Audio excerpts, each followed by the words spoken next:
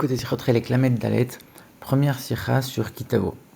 Alors, le tout début de la paracha, il commence Ve'aya Kitavo el Haaretz, ce sera quand tu arriveras vers cette terre avec toute la mitzvah des Bikurim. Et là-dessus, le Sifri vient nous dire, à chaque fois que c'est écrit le mot Ve'aya, ça veut dire qu'on parle de quelque chose qui est immédiat. Donc ici, ça veut dire que la mitzvah des Bikurim, dont on va parler dans la suite du verset, elle s'applique immédiatement quand on rentre dans la terre d'Israël, après les 40 ans d'Égypte, etc. Dès qu'on rentre dans la terre, la mitzvah des Bikurim, elle s'applique. A priori, c'est très étonnant, puisque dans la Gemara, on nous dit que cette mitzvah de Bikurim ne s'appliquait pas dès l'entrée en Israël. Elle n'a commencé à être pratiquée seulement après les années de conquête de la terre d'Israël et les années de partage. Donc 7 plus 7, donc après 14 ans seulement. Et donc pas immédiatement quand ils sont rentrés en terre d'Israël. Alors il y a des commentateurs qui ont voulu dire, non, ça ne veut pas dire qu'ils vont accomplir la mitzvah des Bikurim dès qu'ils vont rentrer en terre d'Israël. Ça veut dire qu'ici on est en train de leur dire, vous allez bientôt rentrer en Israël. Mais le rabbi dit, c'est assez difficile d'expliquer les choses de cette manière. Ils ont passé 40 ans dans le désert, ils sont à la fin, ils savent très bien qu'ils vont rentrer en Israël. Donc t'es rien en train de leur apprendre maintenant, ils savent très bien. Si tu es en train de me dire du verset qui est dans la paracha de Bo, là on est 40 ans auparavant, et là-bas c'est écrit Ve'aya, tu me dis alors Ve'aya ça veut dire tout de suite, parce que comme ils ne savaient pas encore qu'ils allaient passer 40 ans dans le désert, alors ça aurait dû être tout de suite. Alors là on pourrait comprendre éventuellement, mais là ils ont passé les 40 ans, ils savent qu'ils vont rentrer tout de suite. Toi tu es en train de me dire que ici on est en train d'apprendre qu'ils vont rentrer, mais ils savent très bien qu'ils vont rentrer. Donc c'est assez difficile d'expliquer les choses de cette manière. Alors il y a une autre manière d'expliquer les choses, c'est de dire, ici on n'est pas en train de faire un lien entre la première partie du verset qui parle du moment où les Juifs vont rentrer en Israël et la suite qui parle de la mitzvah des Bikurim. Les deux n'ont absolument aucun rapport en fait. Ce qu'on est en train de dire, c'est qu'il y a une mitzvah particulière de conquérir la terre d'Israël, de la partager. Et ne pense pas que quand tu vas rentrer, tu vas pouvoir repousser cette mitzvah après. Tu dois tout de suite conquérir la terre et la partager. Alors, la manière d'expliquer de cette manière-là, ça peut répondre à une autre question. C'est de savoir pourquoi on est en train de nous parler ici du moment où on va faire la guerre, on va conquérir la terre, et ensuite on va partager la terre. Ici, ce qui nous intéresse, c'est les Bikurim. Et les Bikurim, ils vont s'appliquer à partir du moment où on a partagé, où chacun a reçu sa terre. On n'est pas en train de se concentrer sur toute la guerre et la conquête qu'il y a eu avant. Ici, on est en train de se concentrer sur le partage, le lopin de terre que chacun va avoir. C'est ça qui concerne la mitzvah des Bikurim. Et donc, si on est venu te parler de la guerre, etc., c'est pour t'apprendre qu'il y a une mitzvah dans cette guerre-là. Donc ça pourrait être logique pour expliquer les choses de cette manière. Et ça, c'est pas en contradiction avec le fait que on met les deux ensemble pour nous apprendre que c'est seulement après le partage qu'on va accomplir les Bikurim. Ça, c'est un message que la Torah nous donne en apposant deux sujets l'un à côté de l'autre. Et donc on va comprendre que c'est à ce moment-là qu'il faut le faire. C'est pas en contradiction. Mais ici, on est en train de dire deux sujets complètement différents et ça pourrait coller. Mais le rabbi dit non. Cette explication non plus ne va pas, puisque dans la formulation du Sifri ici, qu'est-ce qui ressort ? Il ressort que ici, la conquête, le partage, etc., c'est pas une mitzvah en tant que telle. Ce qui va être la mitzvah, c'est les Bikurim. Et on les a mis dans le même panier en disant, ici, c'est une seule et même chose, mais le but et là où je veux arriver, c'est les Bikurim. C'est ça la mitzvah. Le fait, la première partie du verset, conquérir la terre, etc., ça, c'est pas sur ça que je vais me concentrer. Et donc ici, selon la formulation du Sifri, c'est ça qui ressort. Donc c'est aussi difficile d'expliquer de cette manière-là. Et le rabbi va donner son explication maintenant. Alors pour comprendre ça, il faut savoir que les mitzvot qui concernaient la terre d'Israël, qui n'ont été applicables qu'après ces 14 ans de guerre et de partage, ici on peut les voir de deux manières. Soit tu vas me dire, ces mitzvot-là ne s'appliquent que quand tout le peuple juif a reçu sa terre, quand toute la terre a été conquise et chaque tribu a reçu sa terre, à ce moment-là les mitzvot vont s'appliquer. Ou alors, tu peux voir les choses de manière individuelle, pas de manière collective, en disant, dès qu'il y a quelqu'un qui a obtenu son lopin de terre, les mitzvot s'appliquent à lui. Dès qu'il y a une tribu qui a obtenu quelque chose, alors elles vont commencer à accomplir les mitzvot, même si le reste n'a pas encore obtenu.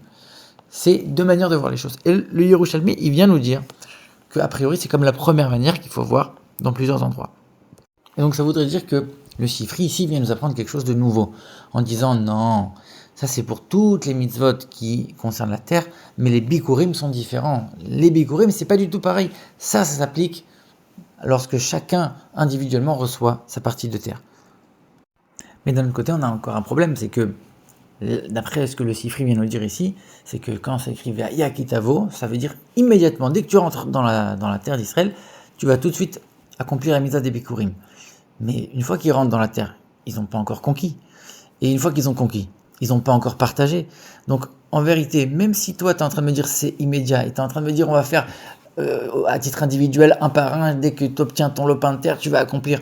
Mais pour pouvoir obtenir ton lopin de terre, il faut qu'on ait partagé. Donc ça veut dire que de toute façon, ce ne sera pas immédiat.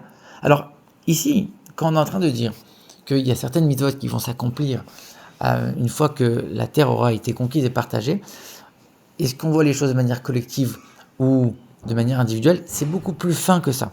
Ici, de quoi on est en train de parler? La majorité des mitzvot qui s'accomplissent, qui concernent la terre d'Israël, et qui ne s'accomplissent que lorsque la terre était conquise et partagée, ça veut dire quoi? Ça veut dire qu'une fois que la terre était conquise, à ce moment-là, la sainteté de la terre d'Israël va commencer. Ou alors une autre explication, c'est de dire on a acquis toute la terre d'Israël. Et ça va permettre de faire en sorte que ces mitzvot-là vont commencer à s'appliquer et ne s'appliquaient pas avant. Ça, c'est une première manière de voir les choses. Mais en ce qui concerne les Bikurim, c'est pas ça. C'est que la mitzvah s'applique dès que tu rentres dans la terre, et c'est ça que le verset vient de dire, et que le Sifri vient de dire, c'est dès que tu rentres dans la terre, la mitzvah s'applique. Seulement, j'ai pas la manière concrète, j'ai pas la possibilité concrète d'accomplir cette mitzvah, puisque j'ai pas encore reçu le partage et donc mon lopin de terre, donc je peux pas encore de manière concrète l'appliquer. Mais si j'avais pu, elle se serait appliquée dès que je suis rentré. Contrairement aux autres mitzvot qui, elles, ne s'appliquent que quand la terre a été acquise, la terre a été conquise à 100%. Là, on le voit, c'est la chala, puisque la chala, c'est un peu comme les bikurim, c'est le meilleur, le début de la pâte, à l'image du début des fruits dans les bikurim. Sauf que la chala, dès que moi j'ai un peu de pâte, j'ai un peu de pain à la maison, alors là, je peux prélever la pâte.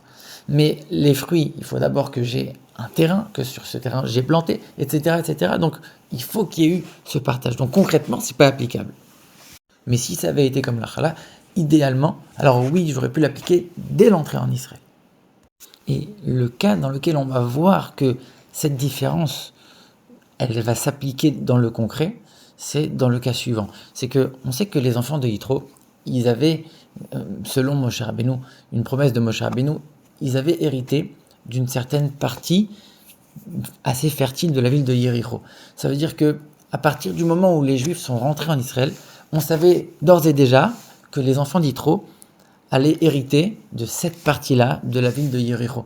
Ça veut dire que eux, ils n'avaient pas besoin d'attendre les 7 ans de conquête et ensuite les 7 ans de partage. Ils savaient très bien quelle partie ils allaient recevoir. Ils allaient recevoir la partie grasse de la ville de Yéricho. Donc ça veut dire que eux, donc selon l'avis de la Gemara, alors on regarde les choses de manière collective, on attend que tout le monde ait conquis, donc ils vont commencer à accomplir la mitzvah des Bikurim seulement après 14 ans.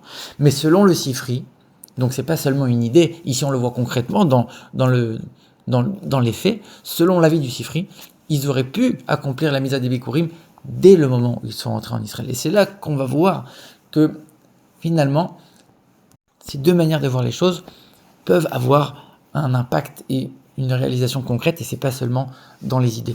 Alors, on sait qu'à chaque fois qu'il y a deux avis dans la Torah, même si la halakha est tranchée comme l'un des deux avis, c'est deux manières de voir les choses, et spirituellement, il y a un message, il y a une application spirituelle. Donc ici, même si on ne va pas forcément trancher comme le Sifri, et que on va plutôt pencher vers l'avis du chasse, c'est-à-dire d'attendre les 14 ans, mais ici, il y a un message. Il y a quelque chose qu'on doit essayer de tirer dans le service spirituel. Alors le concept de Bikurim, un peu comme le concept de Chala, c'est le concept de remercier Dieu. Dieu m'a donné énormément de choses, il m'a fait des bienfaits, je vais prendre de ces bienfaits, de ces bonnes choses que Dieu m'a données, je vais prendre le meilleur et je vais l'offrir à Dieu.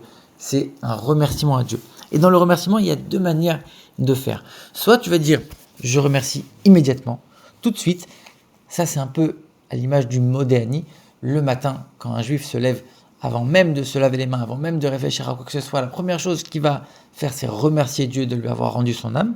Et on a un deuxième type de remerciement qu'on va voir apparaître à plusieurs moments dans la prière. C'est un remerciement qui est beaucoup plus réfléchi, beaucoup plus approfondi, beaucoup plus sérieux. ça va être le hodou par exemple, ça va être même à la fin de la prière, Artzadikim yodou lishmecha, les justes ils vont reconnaître. En vérité, il y a plusieurs niveaux dans la reconnaissance et dans le remerciement. Il y a le premier niveau, encore une fois, on reconnaît tout de suite, on n'est pas en train de réfléchir, on n'est pas en train de faire tout un sujet sur le remerciement. Il n'y a pas d'approfondissement, c'est le lien de l'âme directement avec Dieu. Je sais que c'est toi qui m'as rendu mon âme, donc je te remercie toi. Il n'y a pas d'autre réflexion. C'est pur, c'est profond, mais il n'y a pas de réflexion dans ce remerciement. Et il y a un remerciement un peu plus poussé, un peu plus construit.